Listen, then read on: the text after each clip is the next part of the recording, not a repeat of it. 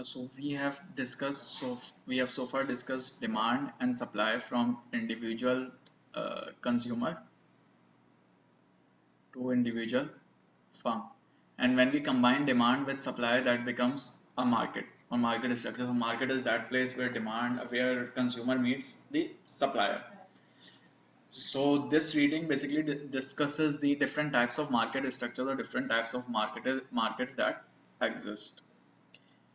So before we start, consumer drives demand, firm drives supply, or firms makes supply, and the point at which these two intersect, that is known as equilibrium point, and that is where market operates. That is the equilibrium price, and this is the equilibrium quantity. So equilibrium price and quantity is determined with the intersection of demand and supply functions. There are in this reading they discuss four major types of market structures: perfect competition, monopolistic competition, oligopoly, and monopoly. Perfect competition is the one in which there are many sellers and many buyers, and the product is homogeneous or standardized. So for example, vegetables or fruits. So if you have 10 shops of fruits or 10 shops of vegetables, most of them or all of them would be selling the fruit or vegetable at the same price. So there wouldn't generally be a difference. Why? Because product is same. There are many sellers and there are many buyers as well. As there are many sellers, so pricing power of firm is none. Why? Because if one of the firms raises the prices, then consumer will move from that firm to another firm. So if one of the vegetable shops increase the price, consumer will not buy from it and will go to another shop. So that means demand is perfectly elastic. If you increase the price just a bit, quantity will uh, uh, go up, or if you decrease the price, quantity will go up. So that means you cannot increase or decrease the price. You will have to follow the price which is set by the market. Barriers to entry are very low because product is very simple, and there is no non-price competition. Why? Because product is simple, so there is no competition other than the price is the only competition. So if a firm cannot change the price, and if I want to draw the demand curve of a firm, demand curve of a firm will be a flat curve. So this will be the demand, this will be the average price, and this will be the marginal revenue. So marginal revenue and average price will be the same, which is a flat curve. Why? Because if price increases, demand will vanish completely. So demand can change, but price will not change. Price will have to be the same as the industry, and it will operate at the point at which marginal cost becomes equal to marginal revenue. This is the point at which it will operate. This is the profit maximization point. Any problem so far up till here? Remember, this is the demand curve of a firm. If I draw demand curve of the overall market, overall vegetable market or fruit market, it will be a downward sloping curve. This is the demand curve for a firm. Individual firm cannot change price, but price of the overall market can go up or go down. But individual firm cannot change the price. So remember this difference. Demand curve of the overall market will be downward sloping even in perfect competition, but not in for individual firm. Moving on, next is monopolistic competition. So again, if you have many buyers, many sellers, but the product is not homogeneous or standardized, but differentiated. That is, product is similar, but is still different. So for example, if we talk about Toyota and Honda, both are producing cars, but the product is differentiated. That is known as monopolistic competition. There is still competition, but not perfect. It is monopolistic. And barriers to entry are low. Pricing power, some. How do they get pricing power? By differentiating their product. If they produce a better product, they will charge a better price or higher price. And what is the non-price competition? Non-price competition is advertising and product differentiation. Then there is another structure in which you do not have many buyers, but instead you have do not have many sellers, but instead you have few sellers. So if the product is homogeneous and standardized, but there are only few sellers and not many sellers, that market structure is known as oligopoly. Barriers to entry are high. Why? Because there are few players dominating the market. So they ensure that they make it difficult for new entrants to come into the market. Pricing power, some or considerable. Again, as they are only few, they have some pricing power. Non-price competition can include advertising and product differentiation, but again that is very low in oligopoly. Major competition is price-based competition, just like perfect competition. Then moving on, monopoly.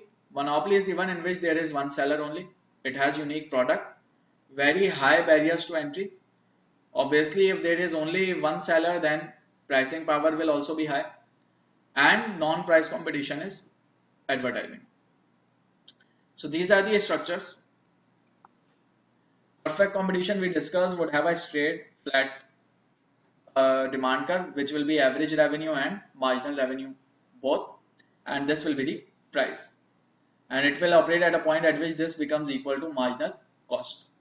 In short run, maybe it is higher than total cost. If it is higher than total cost, that means economic profit is positive or there is abnormal profit. But in longer run, if there is a market in which economic profit is available or abnormal profit is available, more players will come in, and as more players come in, this average revenue will decrease, and so eventually in long run it will approach a point at which total cost becomes equal to marginal so total cost becomes equal to average revenue. So average total cost and average revenue becomes equal. Here is the question: is it possible that demand schedule faced by firm A is horizontal? So faced by firm A is horizontal, yes, while the demand schedule faced by market as a whole is downward sloping, yes. So this is something that we just discussed, that it is in a perfect competition, firm individually have a straight or flat curve, but market as a whole has a downward sloping curve. So C is your answer.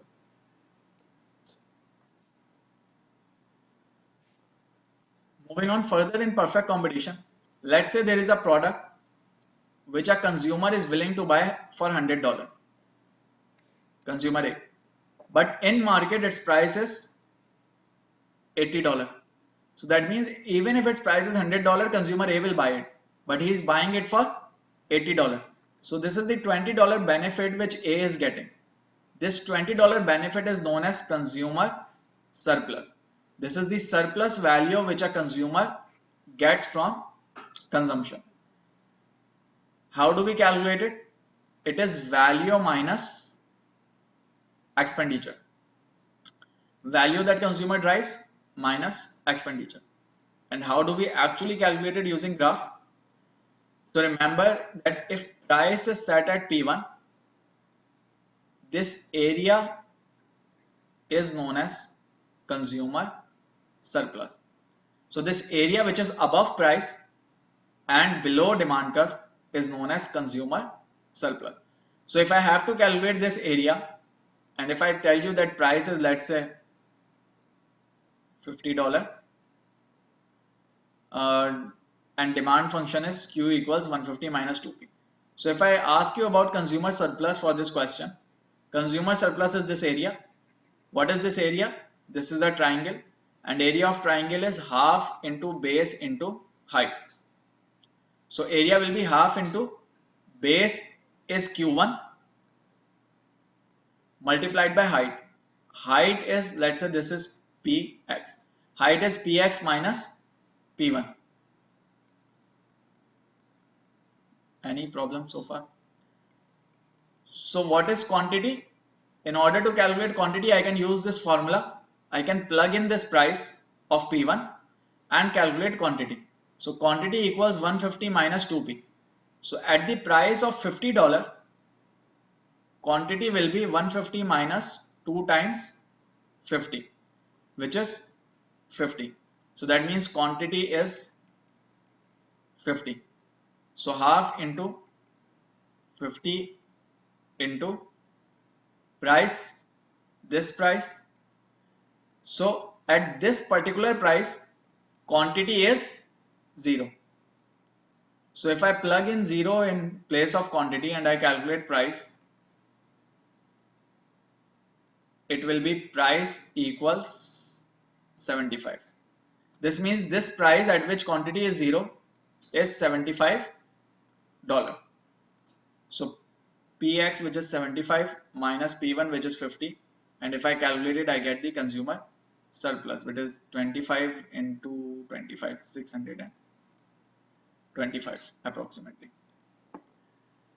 So this is how you calculate consumer surplus. It is the area under the demand curve and above the market price.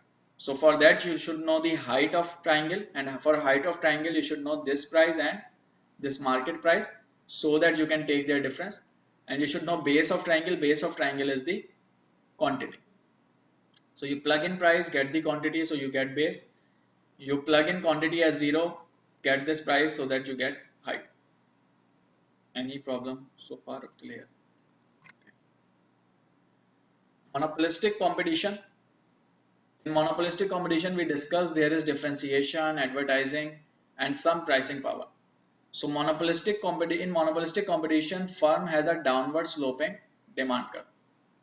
And when the demand curve is downward sloping, we discussed that marginal revenue curve is also downward sloping, but a bit below the demand curve. Again, what will be the profit maximization point? Profit maximization point will be the one at which marginal revenue equals marginal cost. So remember, profit maximization would always be at the point where marginal revenue equals marginal cost.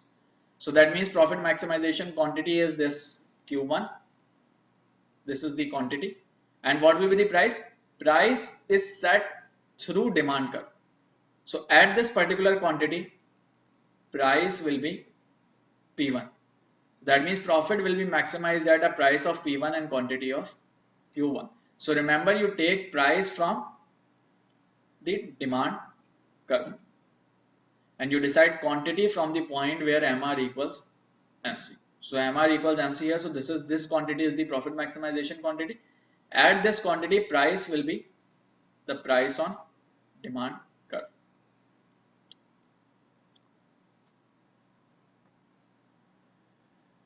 In oligopoly, we discussed that there are a few number of sellers. Within those few number of sellers, often there is one seller which dominates the overall market. This is the seller or firm which holds more than 40% of market share. So if any firm in an oligopoly holds more than 40% of market share, that firm is known as dominant firm. This dominant firm sets the price and others follow that particular price. So this dominant firm will set the price at which its profit is maximized and others will follow that price. Dominant firm is the one which has significantly lower cost of production than its competitors. Because of its large size, it is able to enjoy lower cost of production due to economies of scale.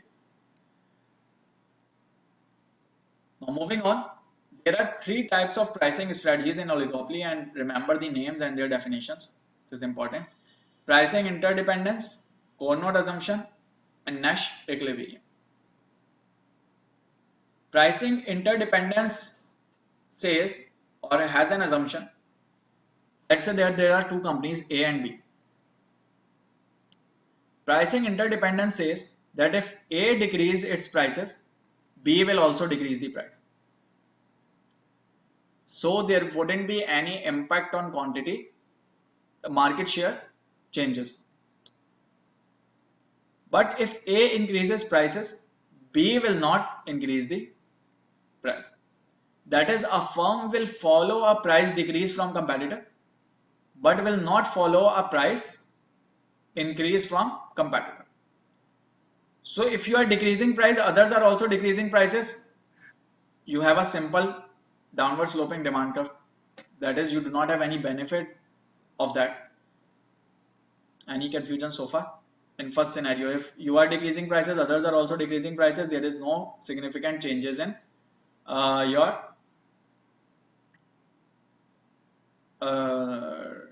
market share. But if you increase price from this point, then others will not increase price. So if you have increased prices, others have not increased the prices, that means your demand will decrease significantly. And so your curve is elastic.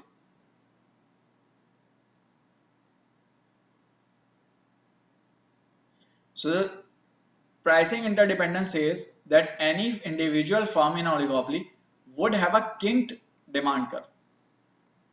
Kinked means it is kinked at a point. So there are two demand curves which are joining at a particular point. It will be elastic on top of it for a price increase, but will be inelastic for a price decrease. So that in kinked demand curve, the price increase section or this upper section would show an elastic demand. Any confusion so far? So this is pricing interdependence. That is, this section will be elastic and this will be normal. And this is marginal revenue. So marginal revenue will be broken into two pieces. Where will it operate? It will operate at a point where marginal revenue becomes equal marginal cost. So that means it will operate at these points. At this point, quantity is Q and price is taken from demand curve. So price is P. So that means P and Q are profit maximization points. Any problem so far? So elastic demand for price increase, but inelastic demand for price decrease. So you will not decrease or you will not increase price. Your profit will be maximized if you continue operating at this point. This is pricing interdependence, which is first theory of oligopoly. There is another theory which is known as Cournot assumption. Cournot assumption says that each firm determines its profit maximizing production level by assuming that other firms' output will not change. So each firm will determine its output level assuming that other firms' output will not change. And remember, in Cournot assumption, key point to remember is that price will be lower than monopoly and higher than perfect competition. So price will be higher than perfect competition. There will be some pricing power, but lower than monopoly. So somewhere in between monopoly and perfect competition. And remember the assumption is that each firm determines its profit maximizing production level by assuming that other firms' output will not change. It will continue to produce what it is producing currently.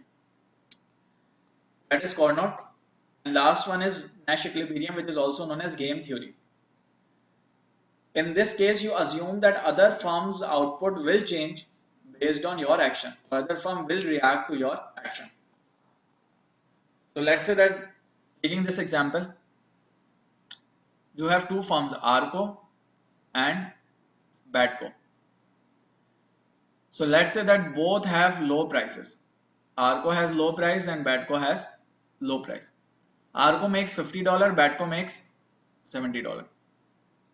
Now there is a chance that Batco can increase its price. It currently has low, maybe it increases it. If Batco increases its price, then in new scenario, Batco will have a profit of 0 and Arco will have 80.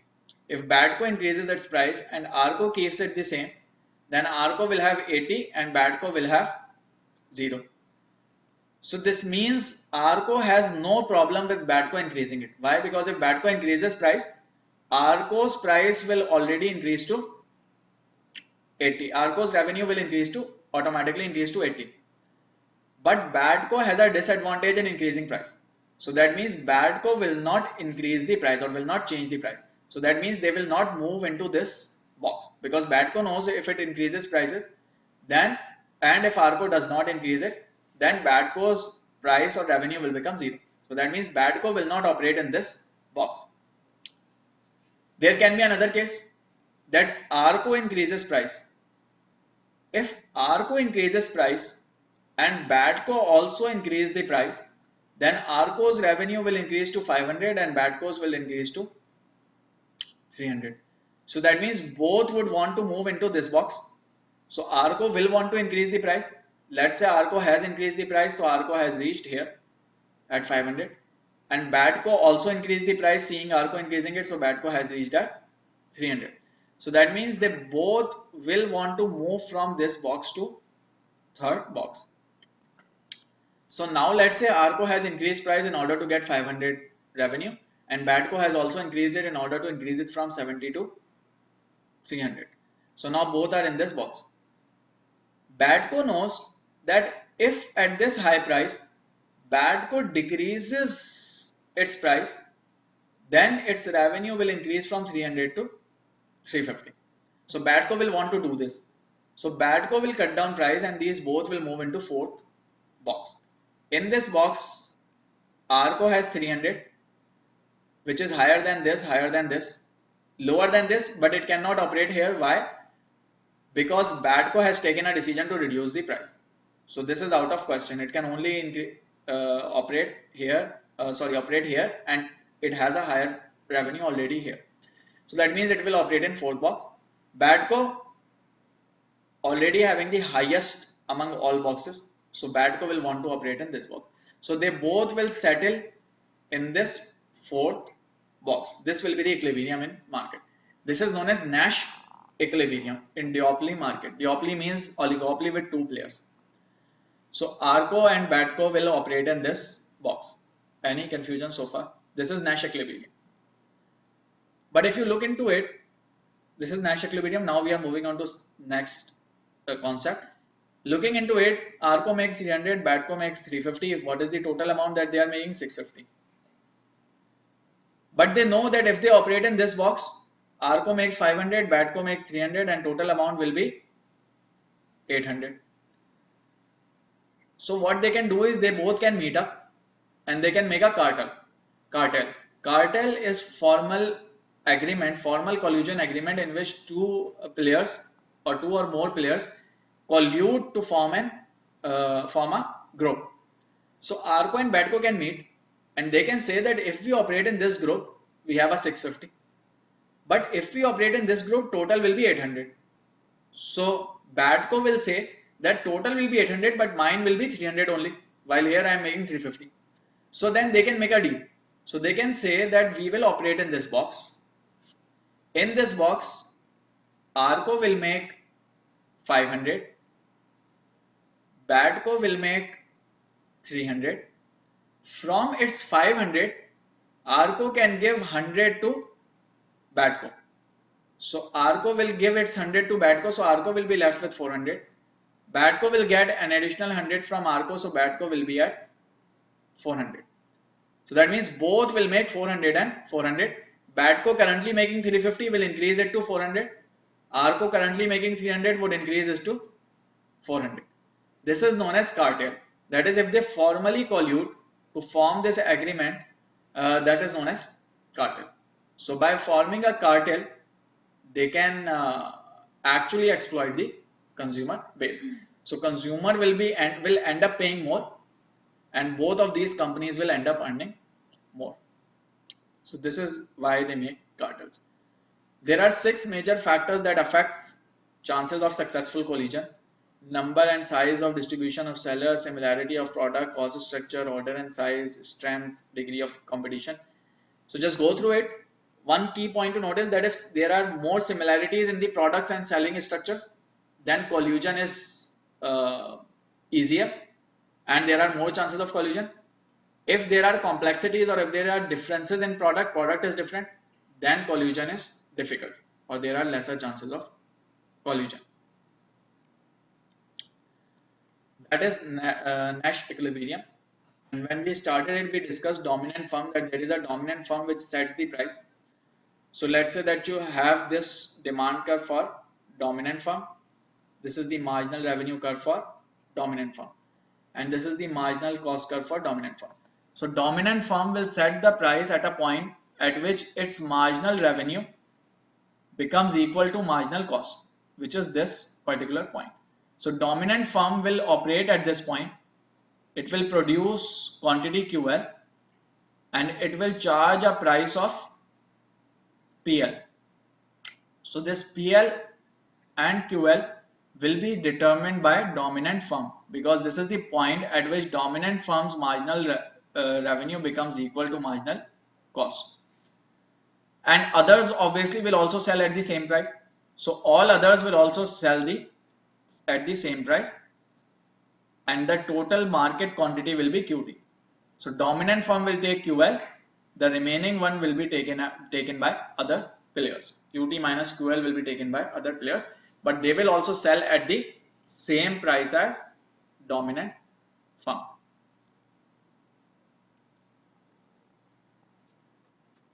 Any problem so far till here? And last structure is monopoly. How are monopolies created? Just go through it: patent or copyright, control over resources, government authorization, strong brand loyalty, network effect. This we have already discussed, that structure: single seller, highly differentiated product, advertising can be a differentiating or non-price strategy, considerable pricing factor. These are some demand and supply functions of monopolies. I think that it is good if you remember this formula. Quantity demanded for monopoly is 400 minus 0.5 P. So maybe you see some practice question in which this formula is used. So it is good if you remember this or memorize this. Again, where will it operate? It will operate at a point where marginal revenue becomes equal to marginal cost. So this is the point at which it will operate. It will produce a quantity of QM. And at what price will it sell it? It will sell it at a price at which demand, at which consumers are willing and able to pay, PM. So it will sell at PM and it will sell an output of Q1. If you look into it, this price is higher than average cost, which means it is making an abnormal profit. So a monopoly, if operating without regulations, would make an abnormal profit, or would be able to charge a high price and provide a lower quantity. But then regulators can intervene, and regulators can come in and regulators can set the price at PR. Regulators can regulate and set the price as, let's say, PR. That is, this is the regulated price. No price can be charged above this. So when it operates at this price, price will be PR and quantity will be QR and profit will be normal profit, or economic profit will be zero. This means that if monopoly is left on its own, it will make abnormal profit. But if regulator intervenes, they can normalize that profit, or they can turn economic profit to zero. So remember, a regulated monopoly is better than even a perfect competition. Why better? Because in perfect competition, firms are losing the pricing power, and there are chances that marginal revenue there are chances that average revenue falls below average total cost. So in firms, in perfect competitions, firms sacrifice, or firms are losing out, and consumer is dominant. And in monopoly, firm is dominant. An economy or a market would survive, or a market would do good, if both the firm and consumer are satisfied. And so that is solved by regulated monopoly, that in a regulated monopoly, both firm and consumer will get their rights. So in monopoly, consumer is exploited, and in perfect competition, firms do not have an incentive to differentiate. But in regulated monopoly, which is in between these two, there will be an incentive for firm to differentiate, and there will be an incentive for consumers to consume. So that, remember, regulated monopoly would be better than other market structures, but unregulated would clearly not be better.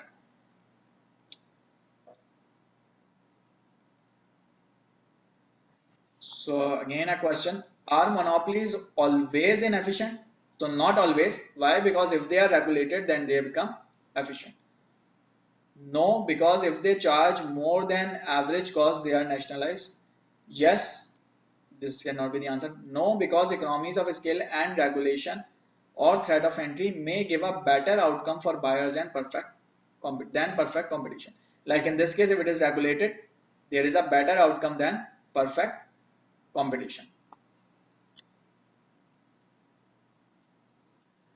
Again, like we had pricing strategies in oligopoly. So these three were pricing strategies in oligopoly. We similarly have pricing strategies in monopoly. So in monopoly, we have three pricing strategies. First degree price discrimination, second degree price discrimination, and third degree price discrimination. First degree price discrimination is the one in which seller would try to sell at as high price as possible. For example, in bargaining. So every consumer will get different price. If you can buy bargain better, you will get a lower price. If you cannot bargain, you will get a higher price. So seller would try to sell at the highest possible price at which consumer can buy. That is first degree price discrimination. Second degree is that seller create versions.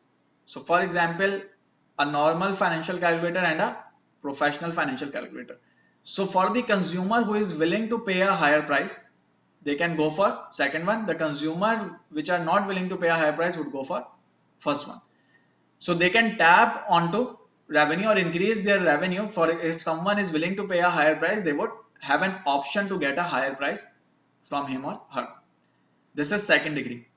Third degree is the one in which you create versions, but those versions in themselves are very different.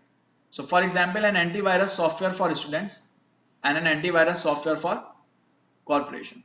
So both will have very different features, and so both will have significantly different prices. A corporation is willing to pay a high price, so they give them a better software. Students would not be able to pay a higher price, so they give them a lower quality software. So suiting their needs. So these are the three degrees of price discrimination in monopoly: first degree, second degree, and third degree price discrimination. So remember first, second, and third degree price discriminations and their definitions.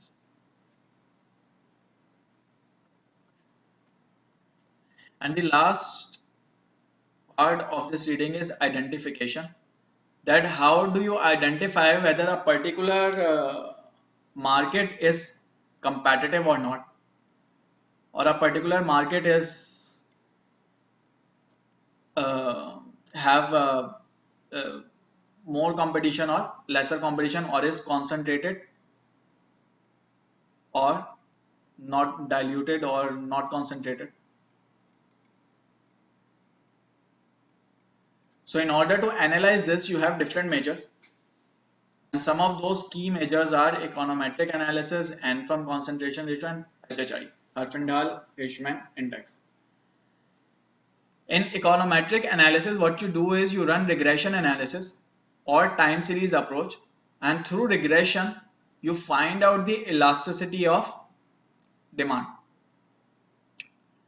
Generally, if a firm is if a market is competitive, generally that means that there are many sellers, and if there are many sellers, that means consumer can easily move from one seller to another. This means for this individual firm, elasticity of demand will be very high. If it increase the price only a bit, quantity will decrease significantly. So that means in competitive markets, elasticity of demand is high for the individual firms. So if you run your regressions, and through those regression you find out that elasticity of demand is high, you will conclude that market is competitive. And if elasticity of demand is low, you will conclude that market is not so competitive. That is one measure. Another measure is N-firm concentration ratio. What is N-firm concentration ratio? Let's say that you have N firms in a market, or let's say 100 firms. So each one of them would have different market share. Let's say that first firm has a market share of 20%, second firm has a market share of 15%, then third firm has a market share of 15%, and fourth has a market share of 10%. and let's say fifth has a market share of 10%. So if I say take if I take 5 firm concentration ratio,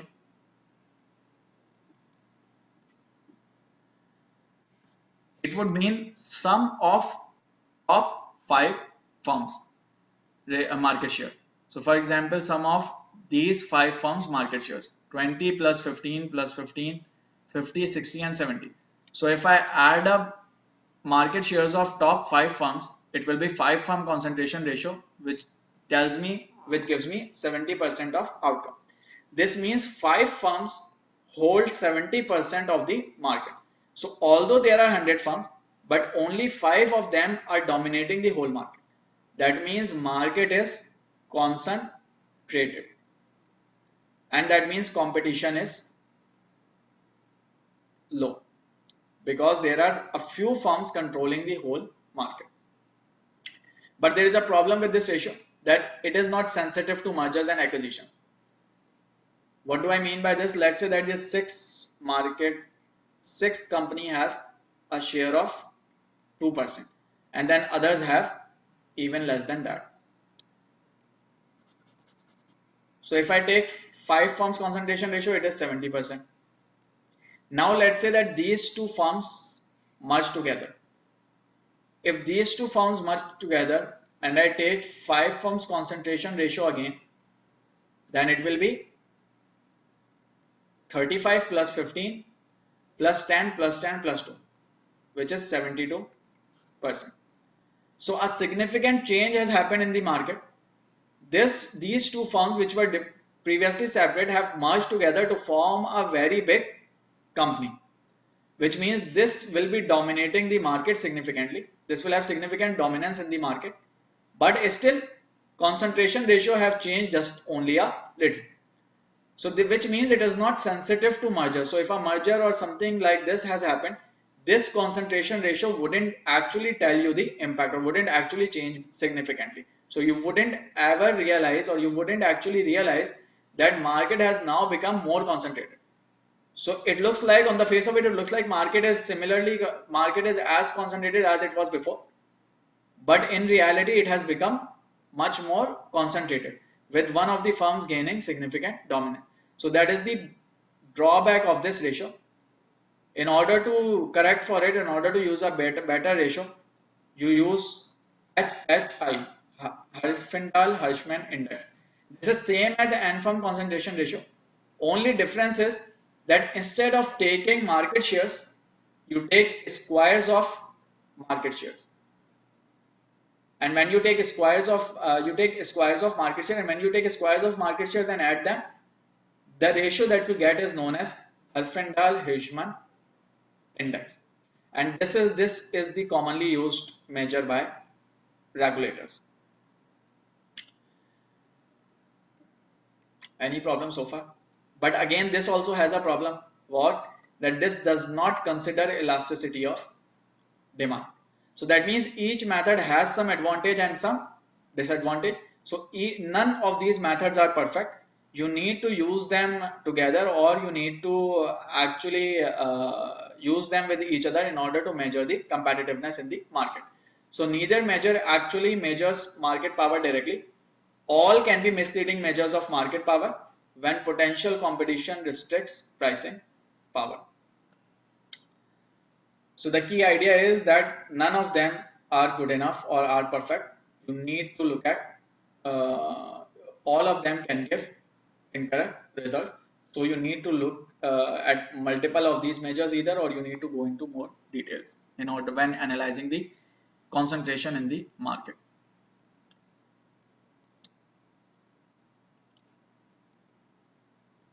So any problems, any questions so far up till here in this topic? So again, this all is